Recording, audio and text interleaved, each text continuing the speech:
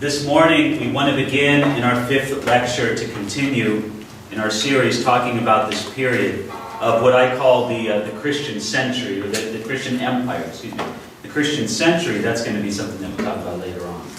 But the Christian empire from 312 to 1500, again, these are arbitrary dates. It's an absurdly long period of time.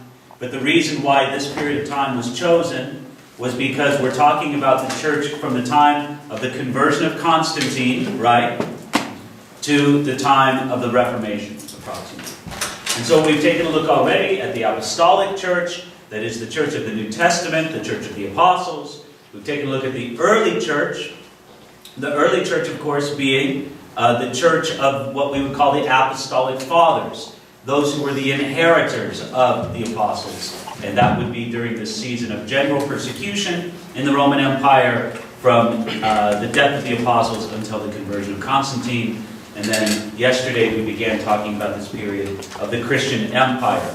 We talked about some of the general trends and characteristics of this period.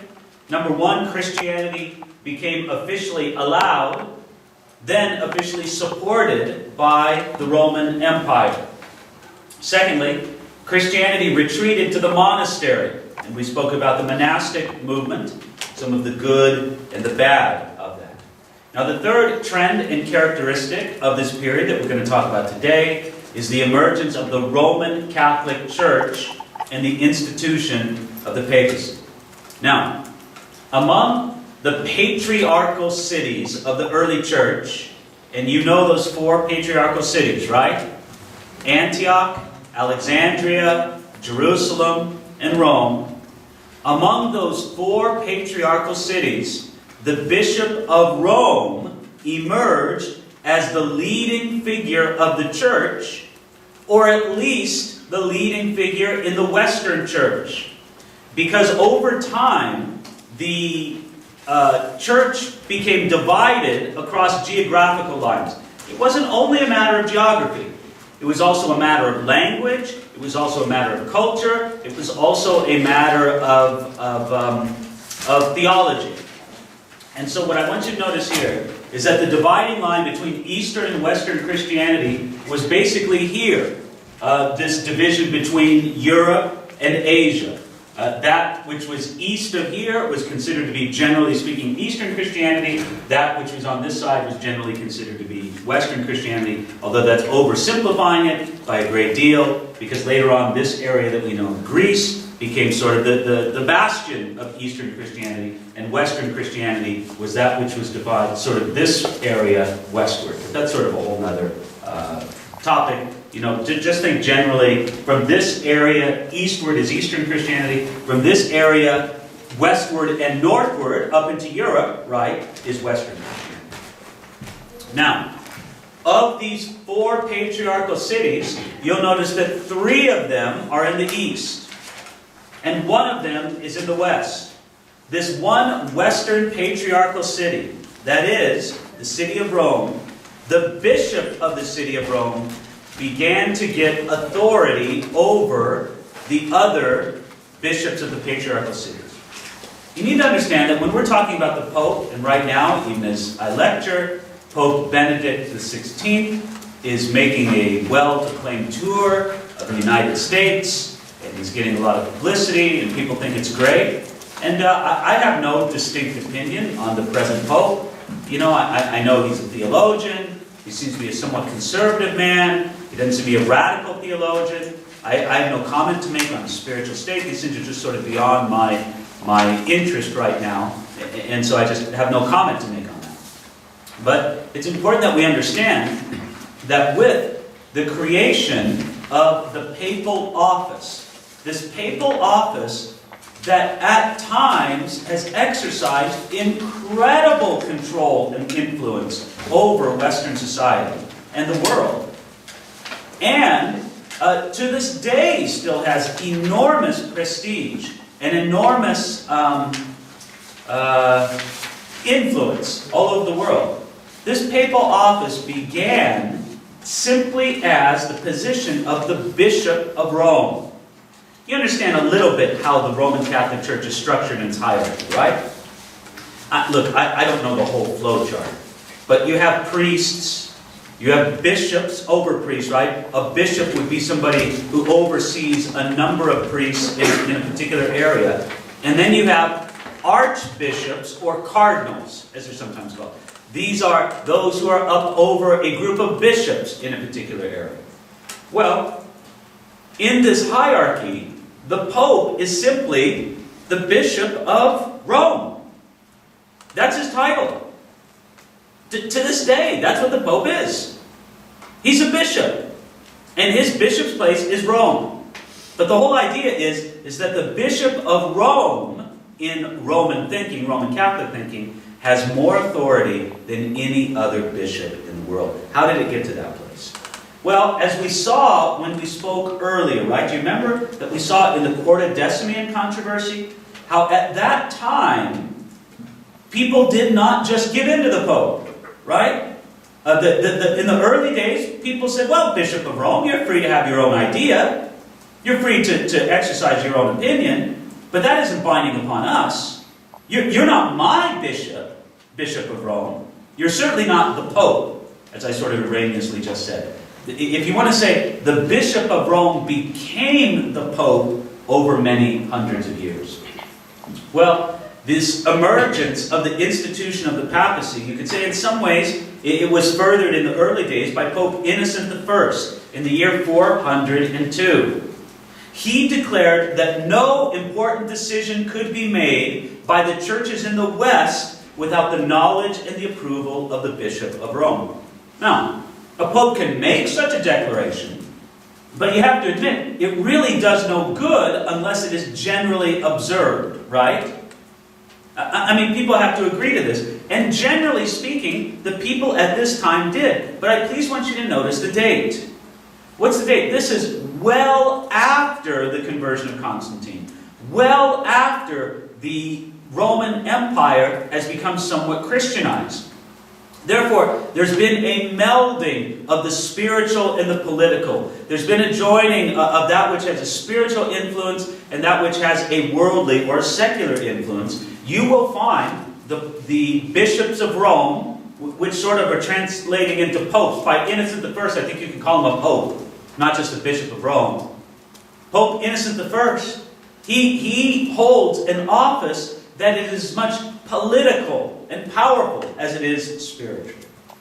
Now, following him, Zosimus, a further bishop of Rome, pope, went further and said that no one had the right to question a decision made by the Bishop of Rome.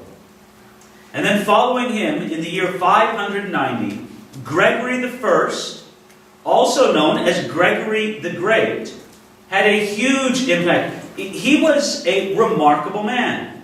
He contributed a lot to the church in his day. And one of the things that he did was he really advanced the idea of the papal office. Gregory I not only led spiritually, but in a very demonstrative way, he also led politically. Because when you look at that date, 590, by this time, we're after the fall of Rome. Well after it, right? The Roman Empire is no more. Western society has had not an evolution, but a devolution. The institutions of society are not the same. You don't have universities. You don't have banks. You don't have law courts. You don't have societal institutions and government structures in the same way that they did during the Roman Empire. Now, again, I just want to stress you something that perhaps I should have mentioned more. It's hard for us to appreciate today what a traumatic event the fall of the Roman Empire was. What a traumatic psychological event there was. I don't know if you guys have ever seen some of these old movies, like, here's a great example. Planet of the Apes, right? Planet of the Apes? Anybody see that movie? Yeah. This astronaut goes off and he comes to a planet and it's primitive. You know, the apes are in charge, the humans are treated as slave. But the real kicker in the movie is at the very end, right? At the very end, he comes And he's walking on the beach, and what does he see in very dramatic fashion there on the beach? He sees the Statue of Liberty, or part of the Statue of Liberty. I'm sorry if I just gave away the movie for you. But what's the whole point of that? The whole point of it is, this used to be the earth, or it still is the earth, but it used to be the earth that he knew. It used to be America. It used to be the culture that he knew. And what's so shocking and debasing, and the big kicker to the whole movie, is to see how far society had fallen from where it once was. From the sophisticated and modern culture that could send an astronaut up into space, because the guy was an astronaut, had all this technology and all the rest. Now, it's a primitive planet ruled by apes. Well, obviously, I don't want to say that Europe was ruled by apes after the fall of Rome. But after the same analogy, there was a psychological, if I could use that word, trauma inflicted upon the Western world by the fall of Rome. They lived very conscious of the fact that things used to be a lot better. That they used to have an empire. That they used to have law and civilization and education and commerce and trade, and you go down the marketplace in Rome and you could get anything from all over the world, and now you go to your marketplace in your dumpy little village and you can't get anything. They lived, even though they never experienced Rome, it was, if I could use the term, it was in the collective memory of the culture. They just understood that things used to be a lot better than they were. Well, a guy like Pope Gregory the Great, he's right in the middle of that. And one of the institutions that is still thriving, one of the institutions that still has order and law and structure and stability is what? Is the church. You can't look to the Roman Empire anymore. You can't look to the state. You can't look to the other structures in society, but you can look to the church. Matter of fact, Pope Gregory the Great organized the defense of Rome against attacking cities. Now listen, Rome didn't vanish off the map. It still was a city. It's just there was no Roman Empire, there was no structure, there was no sort of whole social network and legal structure and societal structure that there once was. But there was still a city called Rome. By the way, Rome was vastly depopulated. I'm sorry, I don't have the figures right in front of me. Maybe I do somewhere else in my notes. But in the heyday of the Roman Empire, there were millions of people who lived in the city of Rome. By the Middle Ages, it could be numbered in the tens of thousands. Again, this real injury, so to speak, to the collective memory of Europe. Anyway, Gregory appointed bishops for other cities as his deputies and representatives, and he gave them all a special robe to show that they were his associates. Gregory also influenced church music so much that what do we call, generally, the church music of the Middle Ages? We call it Gregorian, after this Pope Gregory. Gregory had an important role in popularizing and legitimizing the teachings of the worship of the saints, purgatory, and the celebration of the masses for the dead in purgatory. This was a man who had a big impact. There's a well-known story about Gregory seeing these pale white slaves in the slave market at Rome. And he asked where they're from. And they said, well, they're Angles, they said, coming from England. And he said, Angles? They look like angels because they were so fair and white. You know how sometimes the Brits can kind of have this pasty white appearance. And so that was this, no offense to any Brits who might be watching this. It's just true. I mean, not all of them. Some of them. Anyway, he says, hey, these people, look, they look angelic. We should be evangelizing these people. And actually, he purchased the slaves, brought them back to his monastery, cared for them, baptized them, and he really wanted to go off on a mission himself. This was before he was Pope, to evangelize the English, and the Pope let him go. And so he was an evangelist. He was a monk there doing evangelism in England before he took the papal throne. Now, each of these things, plus hundreds of smaller events consolidated the power of the Bishop of Rome, making him the Pope. For example, in the year 445, there was the Edict in Support of Papal Authority, issued by Emperor Valentinian III. There was also a sermon from Pope Leo in the year 440 to 460. He was Pope from 440 to 461, regarding the authority of the Pope. We'll take a quick look at these. Gregory the Great, this is again this man who had such an amazing impact upon the church. And again, when I say amazing impact, I don't mean all for good. The man who introduced the worship of the saints, although, listen, I know technically a Roman Catholic would not call it worshiping the saints. They would say venerating the saints. They would try to make it very clear that they don't worship. I say that in fairness to the Roman Catholics, but at the same time, if you've ever seen the way that many Roman Catholics venerate the saints, there's precious little difference between their veneration and full-on worship. So any man who instituted the worship of the saints and the doctrine of purgatory and saying masses for the dead in purgatory, this was a man who had a big influence, but not necessarily a good influence. Here's Valentinian's support of papal authority, the edict of it. He says, "But in order that not even the least disturbance may arise among the churches, or the discipline of religion appear in any instance to be weakened, we decree by this perpetual edict that it shall not be lawful for the bishops of Gaul or of any other provinces, contrary to the ancient custom, to do aught without the authority of the venerable Pope of the eternal city. And whatsoever the authority of the Apostolic See has enacted, or may hereafter enact, shall be the law for all." Now this is the emperor of a crumbling Roman Empire. It's true, it's a crumbling Roman Empire by 445, but he is nevertheless the emperor. And he says, what the Pope says goes over all Christendom. Now that would be remarkable, don't you think?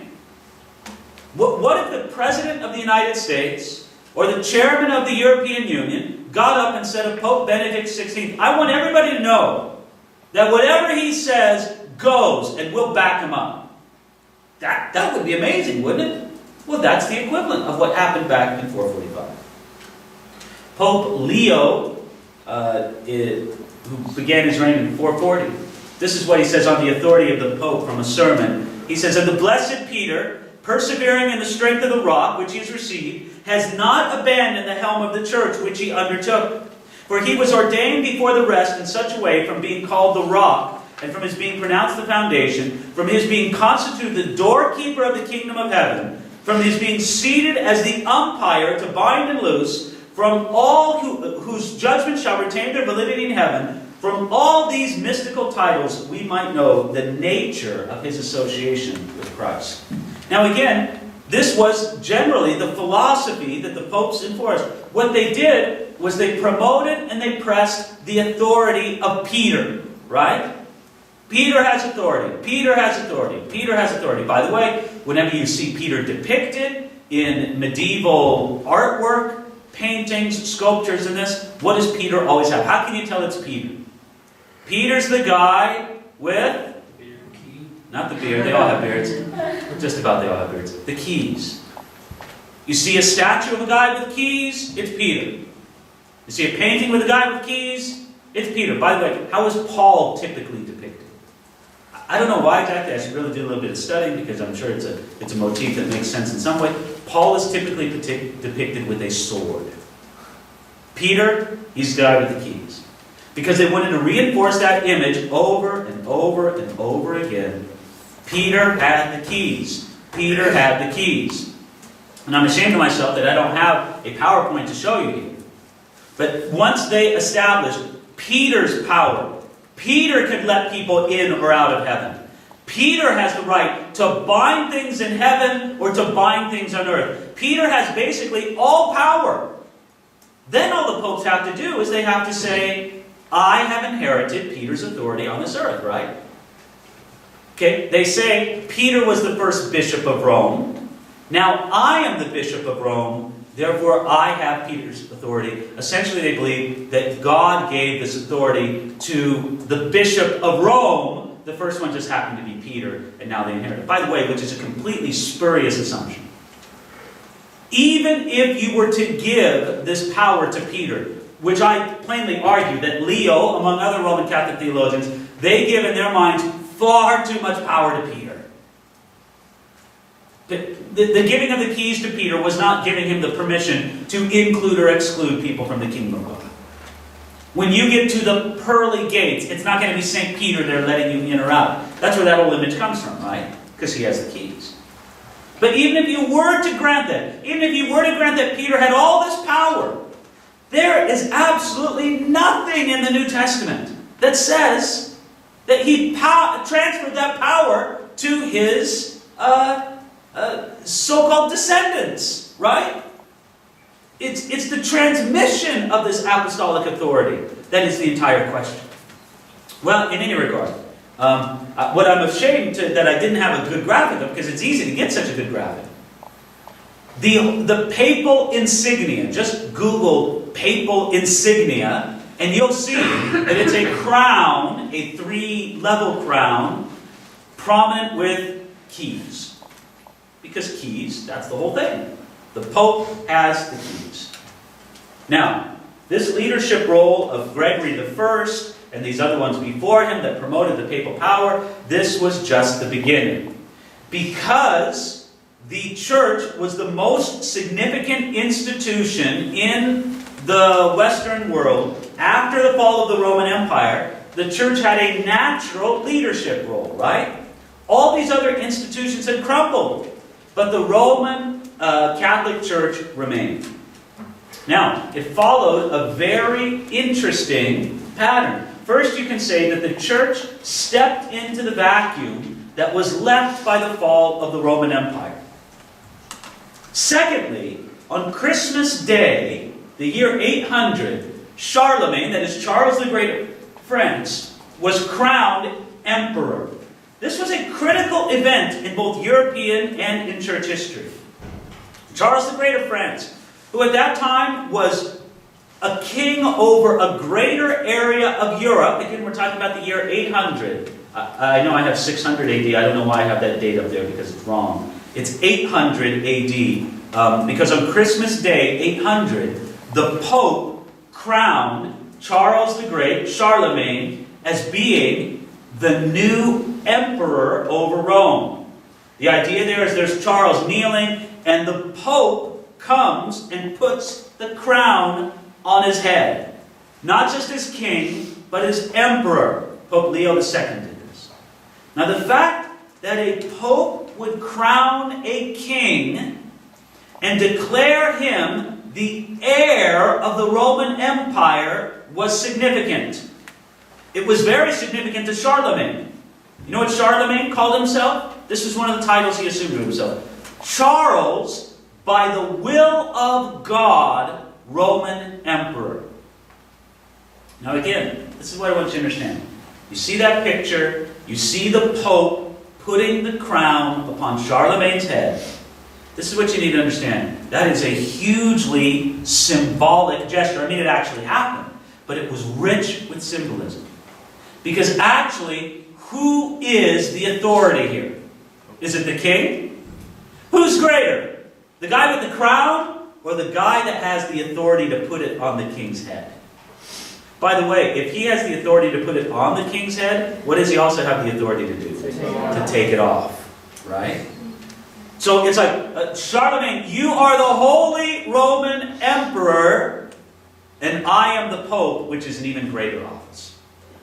It was a very powerful picture, and just another huge crucial step in this development of the papal office. This became the foundation of what became known as the Holy Roman Empire. On our map that we see right here, basically the green area is what we can think of as the Holy Roman Empire, which some people have observed was not holy, was not Roman, and was not an empire. But nevertheless, that's what it's called. Now, as things developed, there was a constant tension between the emperor and the pope. who would really rule? The Pope claimed authority over the emperors. Why? Because he crowned the emperors. The emperors usually felt more powerful than the popes did. It was a constant struggle. Now again, in the midst of this kind of political struggle, it doesn't surprise us that the papacy evolved into a highly political office that was often filled by very corrupt men. And if you wanted to spend a whole hour or 2 hours or 3 hours talking about the lives of the corrupt popes, we could do it. I'll just throw out a few tidbits. For example, Pope John XII. He reigned between 955 and 963. He was charged by a council of bishops with almost every imaginable crime. He was said to have toasted the health of the devil, to have invoked the help of pagan gods to help him in his gambling. The whole council agreed that he was a very corrupt man, but John XII just replied. He said, "If you wish to set up another pope, by the power of Almighty God, I excommunicate you, so that you will not have the power to perform Mass or ordain anyone." I mean, that's how the popes worked in these days of great papal corruption. They knew that they held their office by the great power of just simply saying, if you disagree with me, if you go against me, I excommunicate you. Now let me ask you a question. Why was that such a big deal? In today's world, with the way that at least the evangelical Protestant church is structured in our day, if a church kicked you out, right? If a church said, hey, get out of here. You know, you can't come to our church. We excommunicate you from our church, and we don't even think you're a Christian. Get out of here. Now listen, that would be traumatic to you, wouldn't it? You wouldn't like that. That would be bad. But you know, you'd get over it. You'd say, oh well, you know, I'll still walk with the Lord. I'll go find another church. That's probably what you'd say. Now listen, in these days of the Roman Catholic, of the Christian Empire, you couldn't do that. The Roman Catholic Church, I won't say that it was the only game in town, because there were groups of right-on believers who existed outside the institutional church. And we're going to talk about those in one of our later lectures. But they were the only institutional church in town. They were the only legitimate, so to speak, church in town. And I mean legitimate in the eyes of man, not legitimate in the eyes of God. Therefore, the teaching was very prominent. This is a common phrase in Roman Catholic and medieval theology. You cannot have God for your father without having the church as your mother. In other words, it gently but decisively evolved to the place that you weren't so much saved because of your personal relationship with Jesus Christ. No, you were saved because of your connection with the church. That's what saves you. You are part of the saved community, the church. It's not about your personal relationship with Jesus Christ. And therefore, if you are declared to be no longer a member of the church, what does that mean? It means you go straight to hell.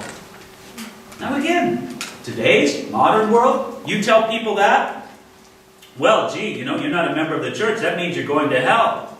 Either people would laugh, or they would say, I don't care, I don't believe in hell, you know, it doesn't bother me.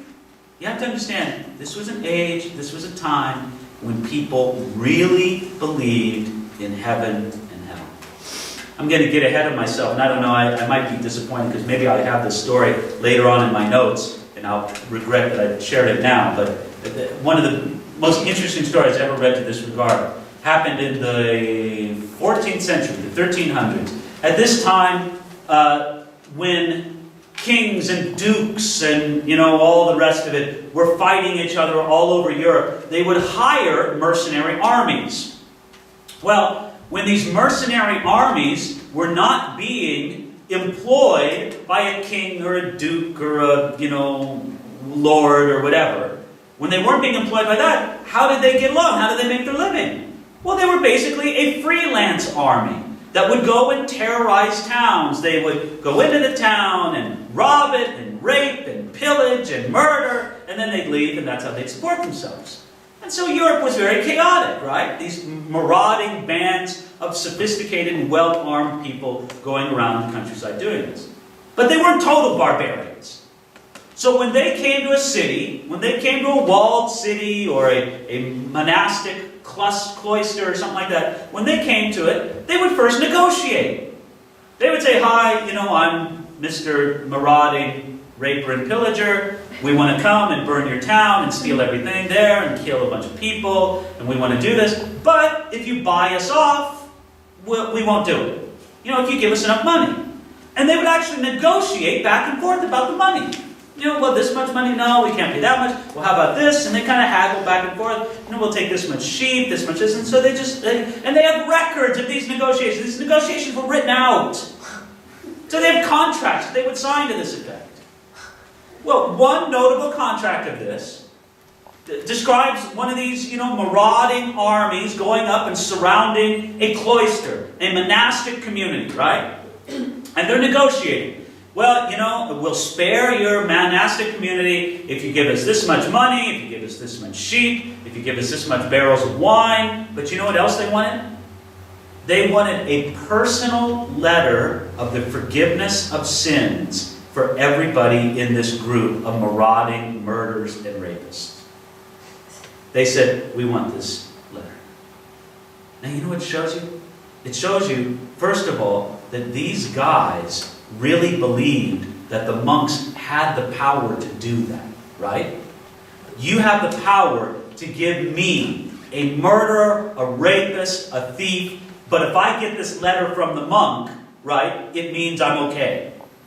Secondly, it shows you they're thinking, these guys, these cutthroat murderers, thieves, and rapists, they cared about going to heaven. It really mattered to them. Therefore, for the Pope to say, "If you don't do what I tell you, I'll excommunicate you," it had huge repercussions, not only personally for the person spiritually, but it also totally put them outside of the community, right?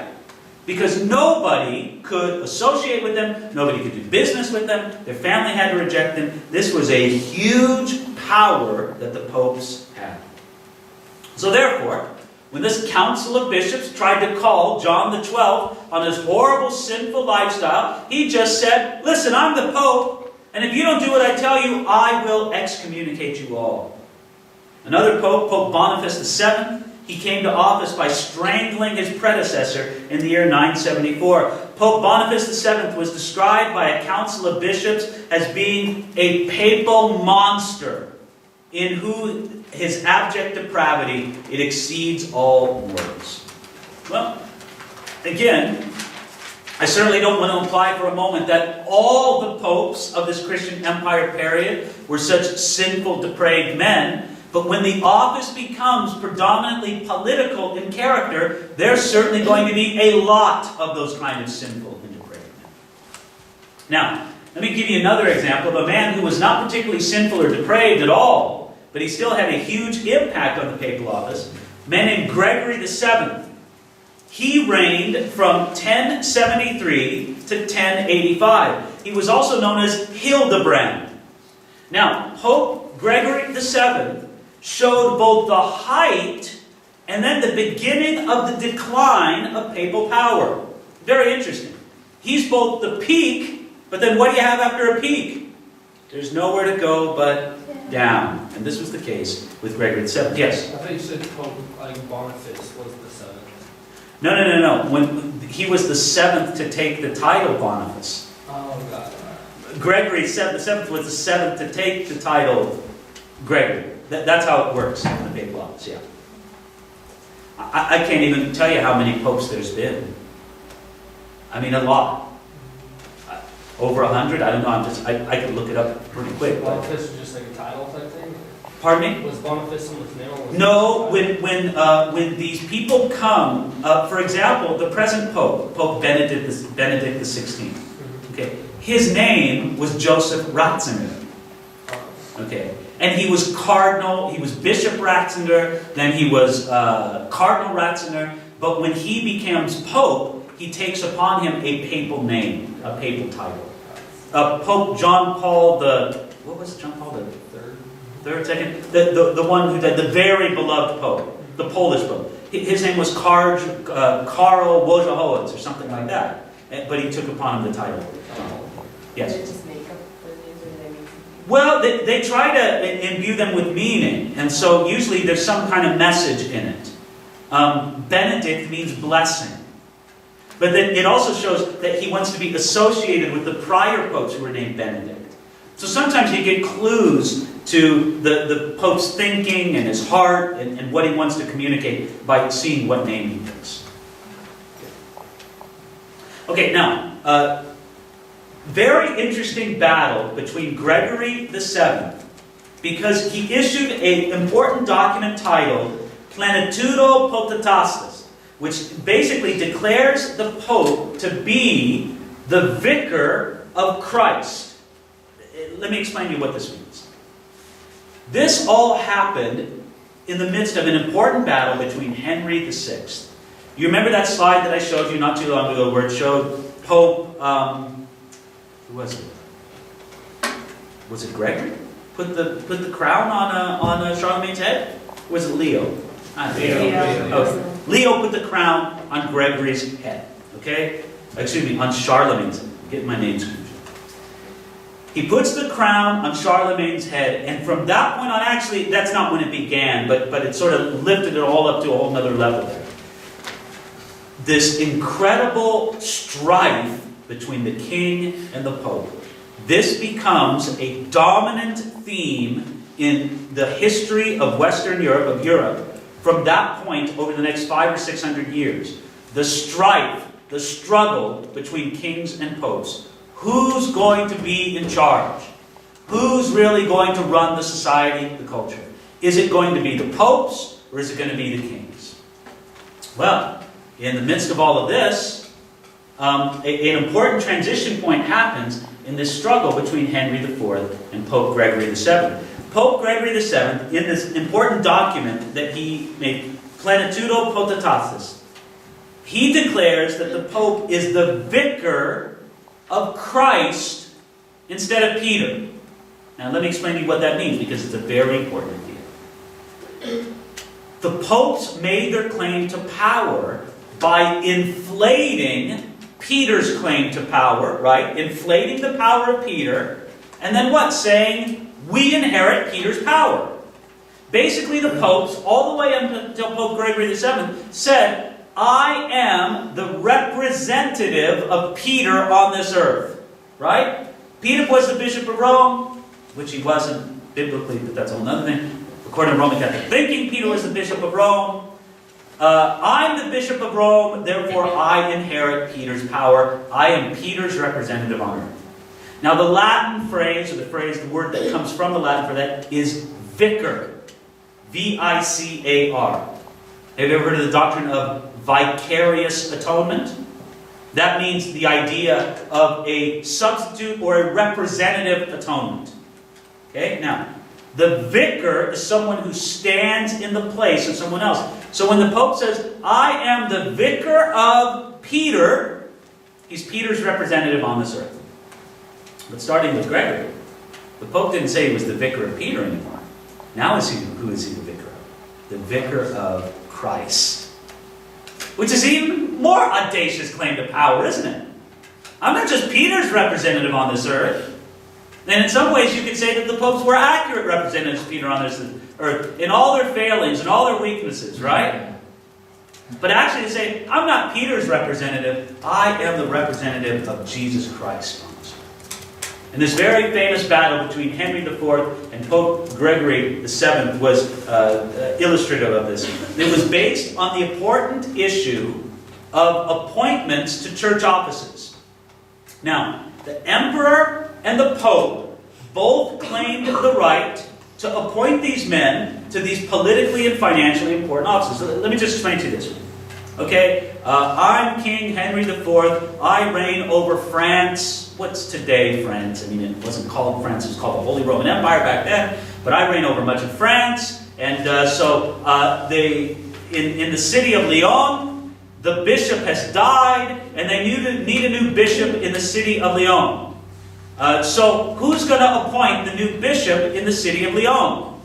Well, the office of bishop in the city of Lyon, that's a pretty powerful position, right? If I'm the king, I want a guy friendly to me there, right? I want a guy who's going to look out for my interests.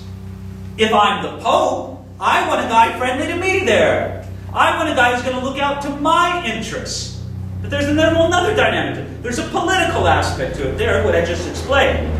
But there's also a vital economic aspect to it as well. This is the economic aspect. Being the Bishop of Lyon is a very highly paid position.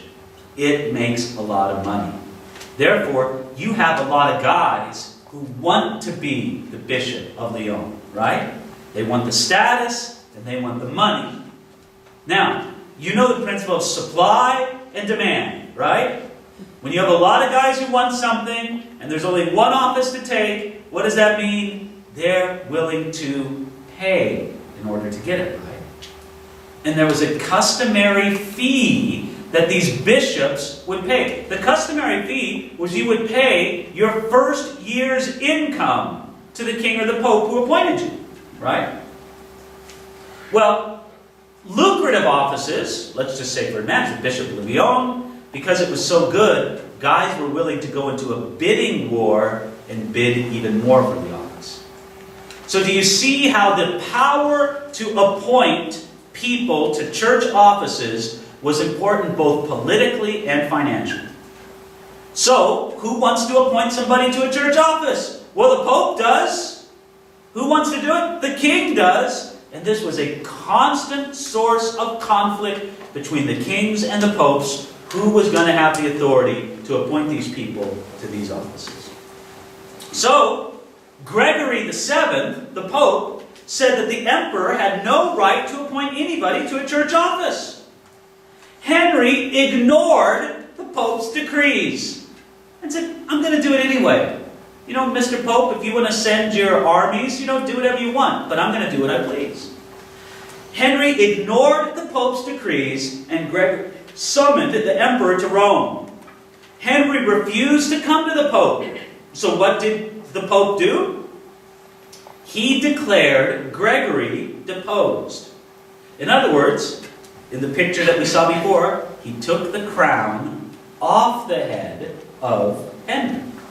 Well, obviously that didn't sit well with Henry. Henry didn't like that. And basically, how could the Pope take the crown off the king's head? Was he actually going to go all the way to Henry's capital and go in there and take the crown off his head? No. How would the Pope do it? The Pope would do it by this. No, he would say, all Christians in Henry's domain don't have to obey him. You don't have to pay taxes. As far as I'm concerned, the Pope says, he's not the real king.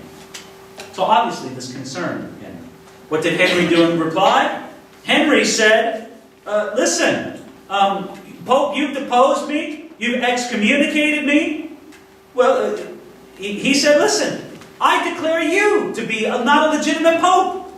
You're not a true Pope. And it goes back and forth. Each one deposing the other. This was the letter of Gregory VII to Henry IV, written in December of 1075. Bishop Gregory, servant of the servants of God, to King Henry, greeting and apostolic benediction. That is, if he is obedient to the apostolic chair as is fitting for a Christian king. Since you do confess yourself to be a son of the church, it would have been fitting for your royal dignity to look more respectfully upon the master of the church, that is St. Peter, the chief of the apostles. Okay, do you get the flavor here? Right? Listen, king, you're not respecting me. I hold Peter's office. You need to respect me since you claim to be a loyal son of the church. What did Henry reply to Gregory? I'm glad you asked. He says, Henry, king not through usurpation, but through the holy ordination of God to Hildebrand, at present not pope, but false monk.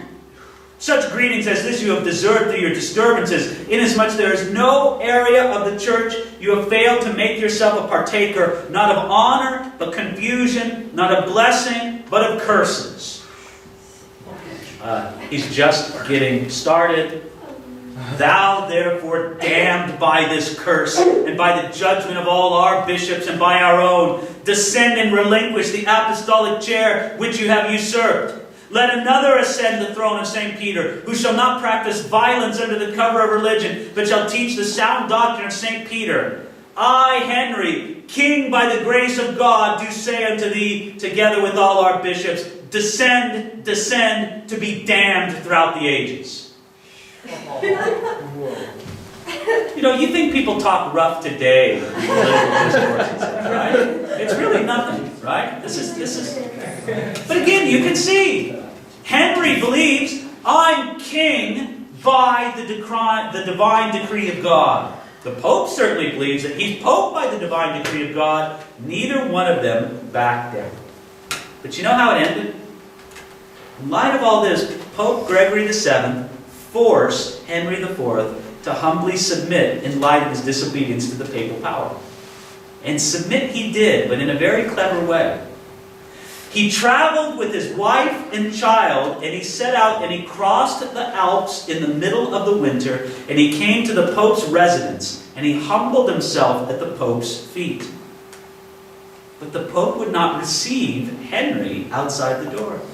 So there he is in the dead of winter, snow all around, freezing cold outside, and Henry the king and his wife and child were there for more sympathy. They're there knocking at the door of the Pope's house. I want to apologize. I want to say I'm sorry. Would you please let me in? Gregory wouldn't receive Henry. Why not? Why wouldn't he receive this guy who's outside in the snow, begging, asking to let him in and beg for forgiveness? For 3 days, Henry waited outside.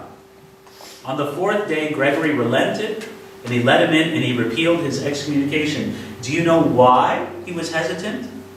Because he knew Henry didn't mean it. He knew it was just a thing to do.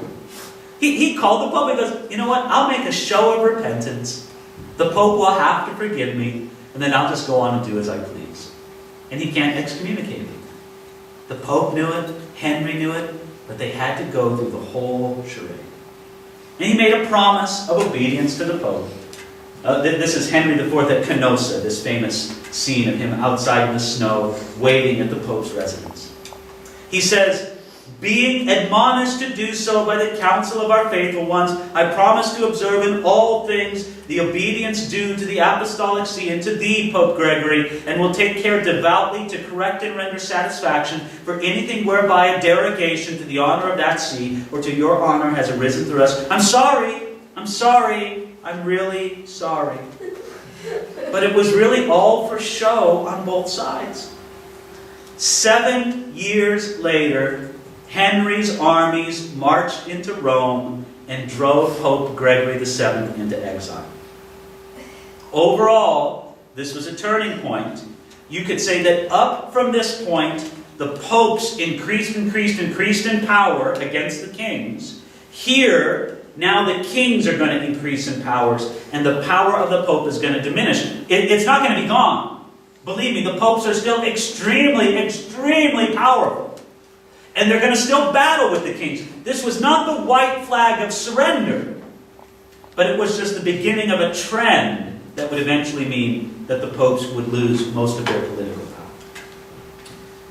power. There was a notable decree that Gregory VII, that Hildebrand made some years later, almost as the armies of Henry were on the way, not quite, but almost, to begin to conquer back the Rome and to drive Gregory into exile. But these are some of the things that the decree of Gregory said, March 7, 1080.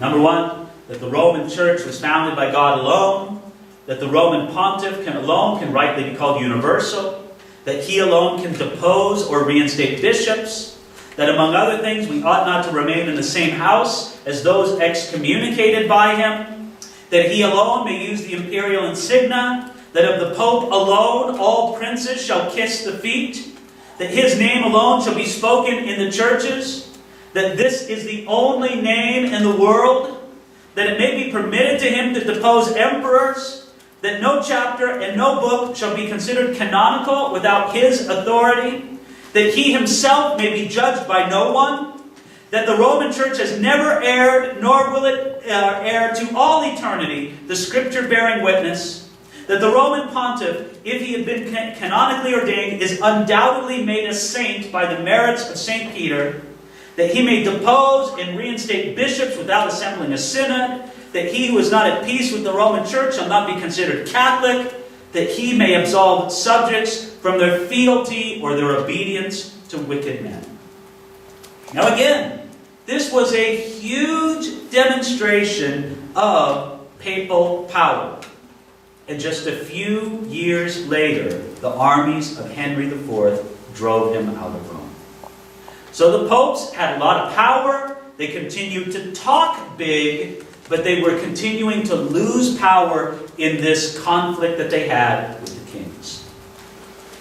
We can talk about Innocent III and the Fourth Lateran Council in the year 1215. This was a very important council of the church held in the year 1215. Innocent III set forth the theme for his papacy with the scripture Jeremiah 1:10. See, I have set you this day over nations and over kingdoms, to pluck up and to break down, to destroy and to overthrow, to build and to plant. Innocent, in practice, flexed his muscles over the kings of his day, and left no doubt, at least at that time, in the dance between the kings and the popes, that the pope was going to be the leader. Again, this was not just a universal decline. It had its ups and its downs. But at this council, the Lateran Council, the Fourth Lateran Council in 1215, transubstantiation was declared to be official church doctrine. Transubstantiation, it's the Roman doctrine that says that the bread and wine of communion actually become the body and blood of Jesus Christ. The flesh and blood of Jesus Christ. They're not symbols, they're not representatives, they don't have it in some spiritual way, they actually become the body and blood of Jesus Christ. What was that called? Transubstantiation. Transubstantiation. Transubstantiation. We'll be talking more about that later. By the way, the Magna Carta was also denounced at this, and the Inquisition was established at the Fourth Lateran Council. Then later Pope Boniface VIII declared with the papal bull. Now you need to know, a papal bull comes from the Latin word bulla, which means seal, and it would be a document with the official seal of the Pope upon it, and therefore it was an official document. A papal bull is simply another way of saying official document. He gave the famous papal bull Unum Sanctum in the year 1302. It was in response to his struggles with King Philip of France. Unum Sanctum said this, that there is one holy Catholic and Apostolic Church outside of which there is neither salvation nor remission of sins. Now again, once you agree to this proposition, that there's one holy and Catholic Church, and outside of that church there is no salvation, once you agree to that proposition, then you better do what the Pope says, right? Because if he kicks you out of the church, you're going to hell. You're going to burn forever in eternity. So this thinking was one of the great cornerstones of the Pope's power. The main points to Unum Sanctum were as follows. First of all, they said both the spiritual and temporal swords belong to the Pope because he's the vicar of God. The spiritual sword answers to God alone. The Pope is beyond all judgment on earth. But the temporal sword operates under papal authority. And third, salvation is only possible when a person is submitted to the Pope. Interestingly, in this conflict between King Philip of France, he questions Boniface's legitimacy on the papal throne. And King Philip even though Boniface was making these great papal declarations, just like Henry did, Philip ordered him arrested and put on trial. Boniface escaped arrest, but he died like a dog on the run from King Philip. So it said of this, it said that Boniface ruled like a lion, but died like a dog. It shows the conflicting nature of papal power in the struggle against the kings. Boniface's successor, Clement V, tried to appease the kings that he struggled with, even moving the papacy to the French-ruled city of Avignon to please Philip. By the way, you may or may not know that, but the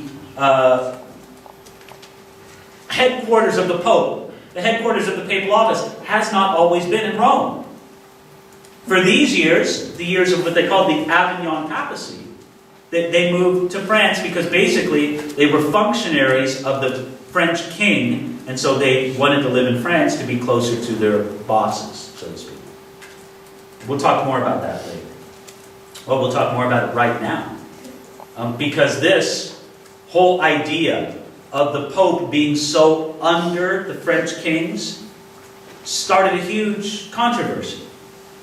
Because it's great if you're a Frenchman and the Pope is essentially a French Pope, right?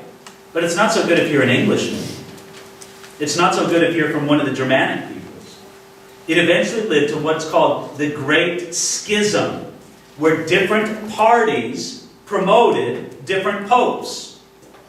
At one time, in this general period, when the Pope was in Avignon, at one time, there were 3 supposed legitimate bishops of Rome all at the same time. And so what did they do? They tried to solve the problem with church councils. We'll talk more about that later. But, in spite of all of this, you could say this, that the church became more important than Jesus. In the minds of the people, salvation didn't come from Jesus. Salvation came from the church. The Roman Catholic Church developed a very neat theological package based on the idea that salvation was by the grace of God alone. That's what they said. But they said, only the papal church can make God's grace available to man. And the church makes this grace available to man through the sacraments. Okay? That's how grace is distributed to God's people through the sacraments. And the church administers the sacraments. Right? What are the 7 sacraments of the Roman Catholic Church? There's baptism, there's Holy Communion, there's confirmation, there's confession, there's marriage or matrimony, there's holy orders, and there's last rites. Through these sacraments of the church dispenses grace to the people. You receive grace by communion, by all the rest of it, and by these sacraments, therefore you get to heaven because that's how you receive grace. It's like the church is a bank of grace.